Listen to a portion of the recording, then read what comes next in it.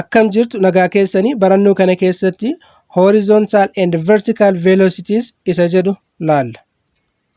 This special shape is caused by the relationship between the horizontal and the vertical velocities. Bocni armaan gaditti nuti arginu kun walitti dhufeenya horizontal velocity fi akkasumas ammoo vertical velocitytiin kan uumamedha jechuudha. Horizontal velocity jechuun ariitii kallattii kanaan jirudha. Kallattii horizontaaliti yookiin kallattii dalgee kanaan kan jirudha jechuudha. Kan biraan vertical velocity kan jennuun velocity yookiin ammoo ariitii kallattii gara gadiitti jiru kun vertical velocity dha jechaadha. Walitti dhufeenya ariitiiwwan yookiin ammoo velocityuwwan kanaatiin bocni isa kana fakkaatu kan uumame ta'uu isaa arginaa jechuudha. If you look carefully at figure 1.10, you can see the horizontal velocity remains the same, but the vertical velocity increases. Fakkii kana sirriitti xiinxallineetiin yoo kan ilaallu taate kallattii horizontaalitiin horizontal velocity'n dhaabbataadha. Kallattii kanaan velocity'n jiru dhaabbataadha. Kallattii kanaan horizontal velocity'n jiru dhaabbataadha. Kallattii gara gadiititti kan jiru kun garuu adaduma gasiiqaa deemuun qaamichi yookiin projectileichi gara gadiititti adaduma gasiiqaa deemuun ariitiin isaa dabalaa akka deemu arginaa jechuudha. This causes the ball to follow a parabolic path. Inni kun kubbichi yookiin ammoo wanti bifa projectileitiin darbatame kun akka daandii paraboolaa qabateetiin deemu isa taasisaa jechuudha. Kanaaf this causes the ball to follow a parabolic path. Karaa paraboolaa akka inni qabateetiin deemu kan taasisu walitti dhufeenya horizontal velocity fi akkasumas ammoo vertical velocity'n qabanidha jechuudha. Asirratti kubbaan vertical velocity'n yookiin ammoo velocity'n gara gadii kun kubbittii gara gadiititti gadi harkisaa jechuudha. Gara gadiititti waan gadi harkisuuf kubbaan kun akka karaa paraboolaa qabateetiin deemu godhaa jechuudha.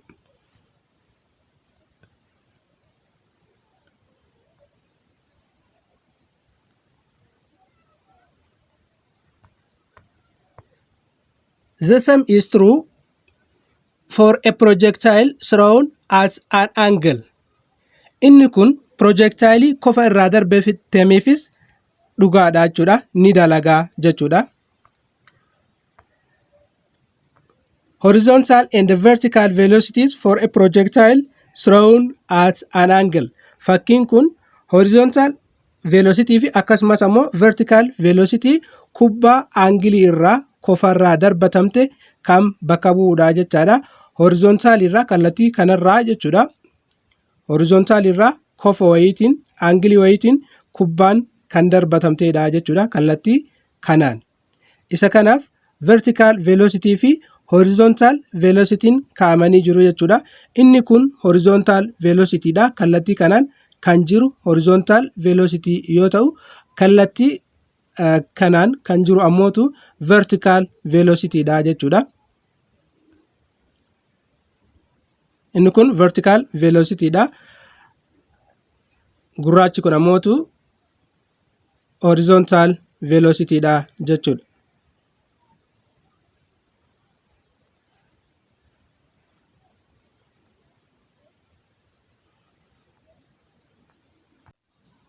Figure 1.11 shows the velocity for a ball thrown at an angle. Fakkiin tokko tuqaa tokko kan agarsiisu kubbaa kofaan darbatamteedha. Fakkiin kun kan agarsiisu kubbaa kofaan darbatamteedha. Horizontal irraa aangilii wayiitiin kan darbatamte argisiisaa jechuudha. Jidduu kanatti kofattu uumama kofaan kubbaa kofaan darbatamte argisiisaa jechuudha. Again, the horizontal velocity remains constant. Ammas ariitiin dalgee dhaabbataadha. Isa kanas projectile qofaan darbatame kanas yoo kan laallu taate horizontal velocitiin isaa dhaabbataadha. Horizontal velocitiin kallattii kanaan ariitiin kallattii kanaan jiru dhaabbataadha. Kana jechuun konstaantiidha, wal fakkaataadha jechuudha. Fakkeenyaaf inni jalqabaa kun 4 meetir per sekondiidhaan socho'aa jira yoo taate inni ariitiin dalgee kallattii kanaan jiru kunis 4 meetir per sekondiidha.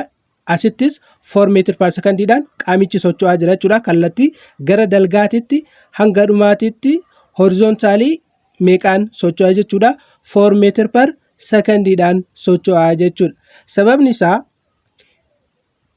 projectile motionii kana keessatti air resistance ignore goone yookiin ammoo air resistancein akka hin jirretti fudhanne jechuudha. Kanaaf dhiibbaan qilleensaa waan hin jirreef kallattii kanaan wanti deemu isa faallaa kallattii isaa inni deemsa isaa saniititti humni dalagaa waan hin jirreef horizontally velocity remains constant. Ariitii wanta sanaa wanti jijjiiru hin jiru jechuudha. Humni ariitii wanta qaama projectile socho'u kana jijjiiru hin jiru jechuudha. Kanaaf ariitiin kallattii horizontaliitiin jiru constantidha yookiin ammoo dhaabbataadha jechuudha. The vertical velocity first decreases on the way up.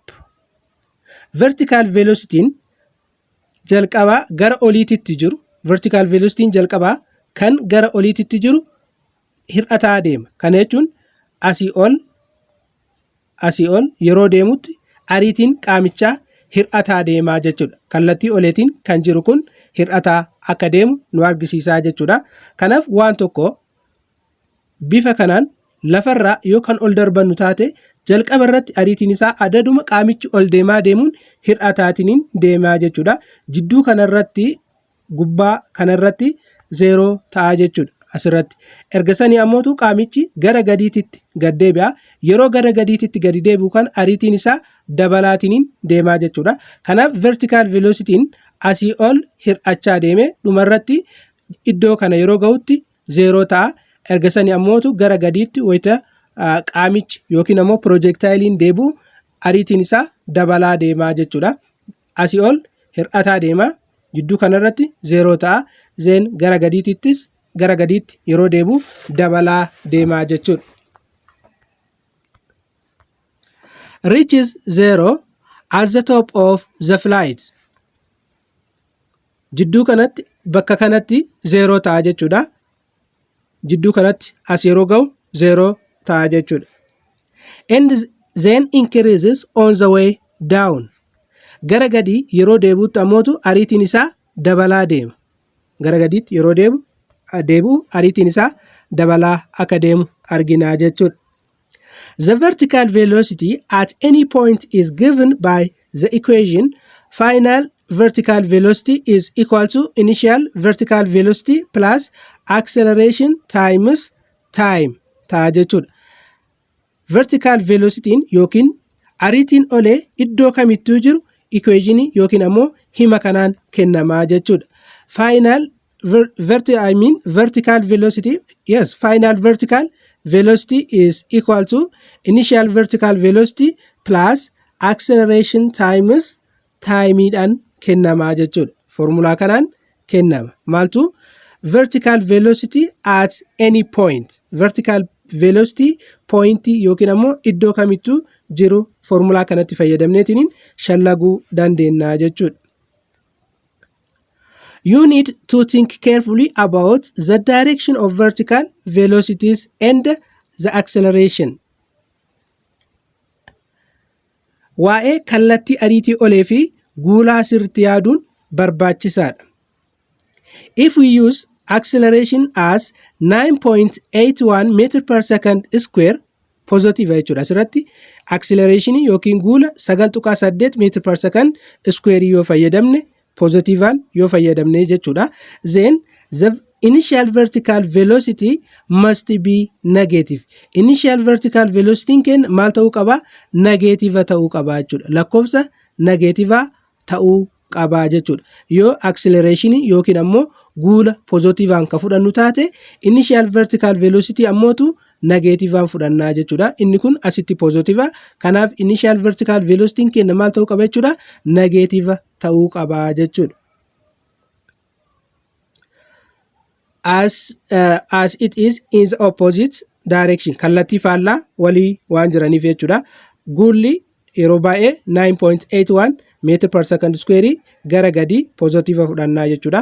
Kanaaf yeroo guula gara gadii jiru positivean fudhanne acceleration initial vertical velocity jechuu kiyya initial vertical velocity negativean fudhannaa jechuudha. Isa kana positive yoo fudhanne inni kun ammoo maal ta'uu qaba jechuudha? Ariitiin gara olee jiru kun negative ta'uu qaba jechuudha. This works the other way around too. It does not matter which way is positive and which way is negative, but you must not mix them up. Kun haala biraatiinis ni dalaga. Kana jechuun haala duraan fayyadamneen alattis fayyadamuu ni dandeenya jechuudha. Fakkeenyaaf kan isa jalqabaa keessatti we set the downward direction as positive. Downward direction positivean fudhanne jechuudha. Innis acceleration dha. Acceleration is equal to 9.81 meter per second square fayyadamne jechuudha. Downward direction acceleration positive fayyadamne. We set the upward direction as negative. Upward direction ammootu negativean fayyadamne jechaadha. San keessatti initial vertical velocity dha kan nuti fayyadamne. Initial vertical velocity minus 12 meter per second fayyadamne jechuudha. Kanaaf upward direction negativean fayyadamne, downward direction ammoo positivean fayyadamne jechaadha. Isa kanaan faallaa kan ta'e upward direction positivean fayyadamne, downward direction negativean fayyadamuu dandeenya jechuudha. Yeroo kana maal ta'a jechuudha? Upward direction kenna initial vertical velocity 12 meter per second ta'a jechuudha. Acceleration 9.8 meter per second square kan ture garamiti jijjiirama minus 9.81 meter per second square ta'a jechuudha. Kana jechuun maal jechuudha? Acceleration duraan positivean fudhanne amma negativean fudhanne jechuudha. Initial vertical velocity kan jalqaba negativean fudhanne amma immoo positivean fudhanne jechuudha. Garuu ammootu isaan kanniin wal keessa marquun hin barbaachisu. Kana jechuun maal jechuu barbaadeeti? Initial vertical velocity positive yoo fudhanne acceleration negativean fudhachuu qabna. Initial vertical velocity positivean fudhanne acceleration positive yoo fudhanne hin ta'u yookiin ammootu acceleration negativean fudhanne initial vertical velocities negative yoo fudhanne hin ta'u jechuudha. Kanaafuu yoo acceleration positivean fudhanne initial vertical velocity negative ta'uu qaba. Yoo initial vertical velocity positivean fudhanne acceleration ammootu negative ta'uu qaba jechuudha. Worked example 1.3 to jira. An arrow is fired vertically with an initial velocity of 35 meter per second. Xiyyi ariitii jalqabaa 35 meter per secondin gara oliitti darbatamee jirti. Find its velocity after 3 second, B after 6 second. Irratti 3 secondiidhaan booda final vertical velocity kan jiru shallagaadha. B irratti amootu 6 secondii booda kan jiru shallagaa jedha jechuudha. Using the table layout seen earlier we get tabliin kaa'amee jira. Tabilii kana keessatti kennamoonni jiranis kaa'amanii jiru. Displacementiin meetiraanii as keessatti hin kennamne unknown. Initial vertical velocity asitti nuti fayyadamne minus 35 meter per second dha. Wanti asirraa kan hubannu gara olii kan jiru direction gara olii jiru positivean fudhanne jechuudha. We set the downward direction as positive. Downward direction ammootu positive fudhanne meeqa jechuudha? Acceleration 9.8 waaniidha jechuudha. Kan gara olii jiru kana initial vertical velocity ammoo negative fudhanne jechuudha. Negative 35 meter per secondiidha jechuudha. We set the upward direction as negative and we set the downward direction as positive. San booda yeroon kennamee jira. Yeroo sekondii 3 akkasumas sekondii 6tu kennamee jechaadha. Wanti nuti barbaannu final velocity after 3 second and 6 secondiidha jechuudha. Notice we have entered minus 35 meter per second for the initial velocity. We are therefore setting the downward direction as positive. Downward direction akka positive atitti downward direction positive an fudhanne upward direction ammoo negative an fudhanne jechuudha. Kanaaf wanti nuti barbaadaa jirru final velocity barbaadaa jirra jechuudha. Velocity after 3 second fi after 6 second jechuudha. Kanaaf vertical velocity at any given time idhaaf formula kanatti fayyadamna jechuudha. Final velocity is equal to initial velocity plus acceleration times time ta'a jechuudha. Final velocity after 3 second idhaaf initial vertical velocity kenna minus 35 meter per second idha. Acceleration in 9.81 meter per second square ta'a jechuudha. Then by multiply by 3 yeroon asitti irratti nuti fayyadamnu sekondii 3 jechuudha. Kanaaf bakka kana 3 sekondii fayyadamna jechuudha. Negative 35 meter per second eda'u 9.8 tokko meter per second square baay'isu 3 sekondiiti jechuudha. 9.8 tokko 3 yoo baay'isne 29.43 argannaa jechuudha. 29.43 argannaa jechuudha.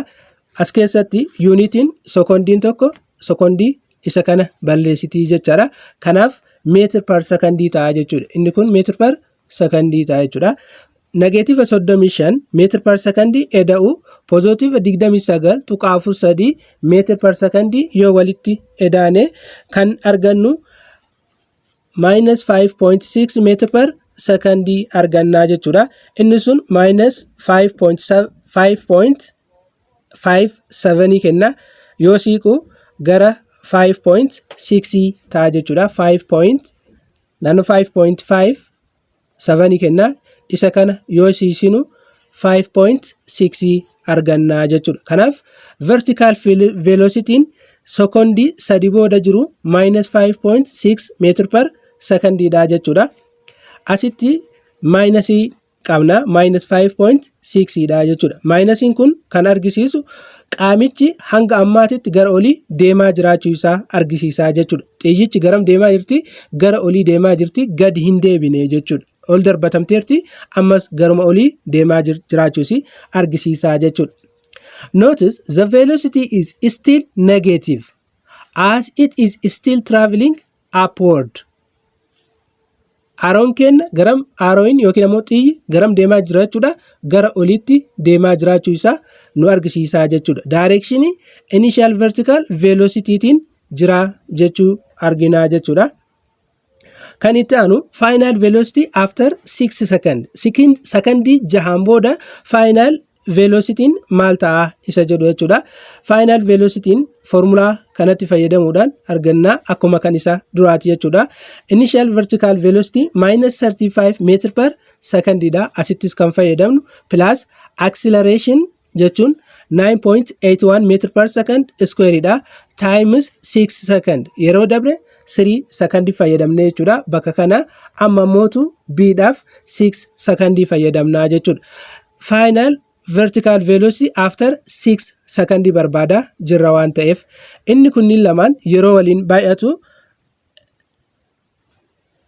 58.86 kenna jechuudha. 58.86 kenna jechuudha. Isa kanaafi minus 35 meter per second yoo walitti edaan yookiin amootu 58.8 jaarraa 35 yoo hir'isnu 23.86 argannaa jechuudha. 23.86 meter per second argannaa jechuudha. Lakkoofsi inni kun guddaadha.